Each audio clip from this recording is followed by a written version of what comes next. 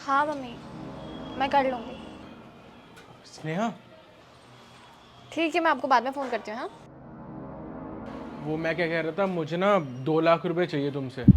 वो अगर गाड़ी की डाउन पेमेंट ज़्यादा चली जाएगी तो ईएमआई की प्रेशर नहीं होगा ना हम पे? तो मैं क्या करूँ? ये काम तो तुम्हारा है ना। और वैसे भी तुम्हारे पास पड़े तो है ना 5 लाख तुम्हारे, उसमें से दे दो। और हाँ, अगर तुम्हारा फिर भी बजट ऊपर नीचे हो रहा ना, तो तुम एक काम करो, कोई सस्ती गाड़ी ले लो। अपनी औकात से बाहर की गाड़ी लेने की ना सोचो भी मत। और हाँ प्लीज़, ये बात बात में मेरे आगे हाथ फैलाना ना छोड़ दो वरुण। यार स्नेहा, तुम कैसे बात कर रही हो? और तुम्हारे पास है पैसे, मुझे पता है। तुम्हारी जितनी भी सैलरी आती है वो सेव ही तो होती है। खर्चा तो सारा मेरे पैसों से होता है ना। तो अगर मेरे पैसे से ही घर चल रहा है तो तुम इस चीज़ में तो हेल्प कर सकती हो मेरी। देखो वरुण, मैं ना अपने पैसे बिल्कुल भी खर्च नहीं कर सकती। और वैसे भी जो भी मैंने कमाया है ना, वो मैंने अपनी मेहनत से कमाया है। So please.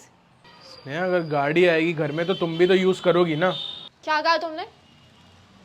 देखो वरुण, कोई चीज़ अगर घर पे पड़ी है ना, तो उसको यूज़ करना पड़ता है। क्या मतलब, और मैं यूज़ करूँ या कोई और? मैंने बोल दिया ना, नहीं तो नहीं। स्नेहा, एक गुड न्यूज़ है।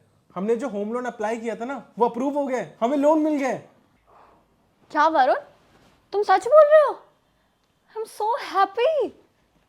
अब हमारा खुद का घर होगा। फाइनली हमें इस किराए के घर से छुटकारा मिलेगा। हाँ स्नेहा, ये बात तो तुम बिल्कुल ठीक कह रही हो। अब हमारा खुद का घर होगा। ये रेंट के घर से अब छुटकारा मिल जाएगा।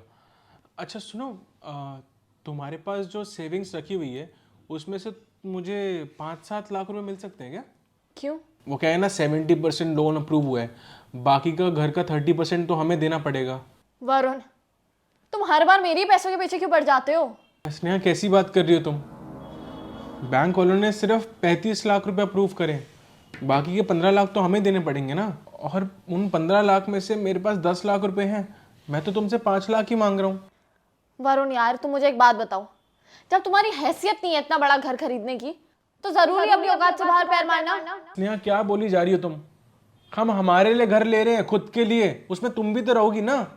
हाँ, मैं भी रहूंगी उस घर में तुम्हारे साथ।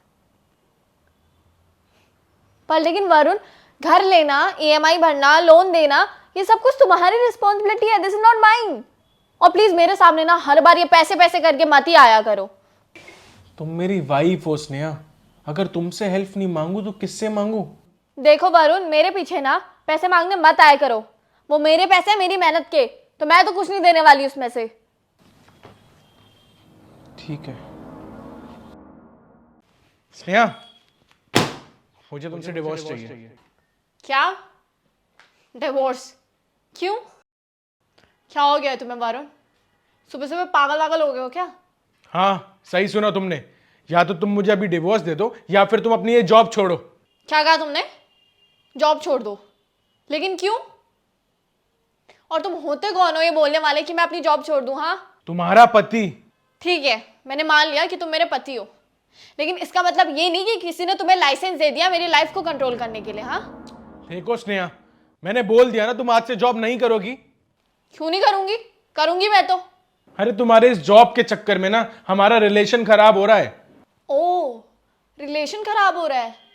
सीधे सीधे क्यों नहीं बोलते वरुण कि तुमसे मेरी प्रोग्रेस नहीं देखी जा रही? हाँ, अरे मुझसे मेरी हालत नहीं देखी जा रही है, मेरी मेंटल हेल्थ खराब हो रही है। और जब से तुम ये जॉब करने लगी हो ना स्नेहा, तब से तुम्हारा बर्ताव बहुत बदल गया है। और मैंने नोटिस किया स्नेहा कि तुम पहले जैसी नहीं रहती। और जिस जिस स्नेहा से मैंने प्यार किया था वो स्नेहा तो तुम हो ही नहीं। और सारा घर का काम मैं ही तो कर रहा हूं। तुम्हारी इस जॉब के चक्कर में ना मैं डिप्रेशन में जाता जा रहा हूं। अरे मैंने सोचा था शादी के बाद हम एक दूसरे को सपोर्ट करेंगे, साथ में मिलकर ग्रो करेंगे, लेकिन ये तो उल्टा ही होता जा रहा है।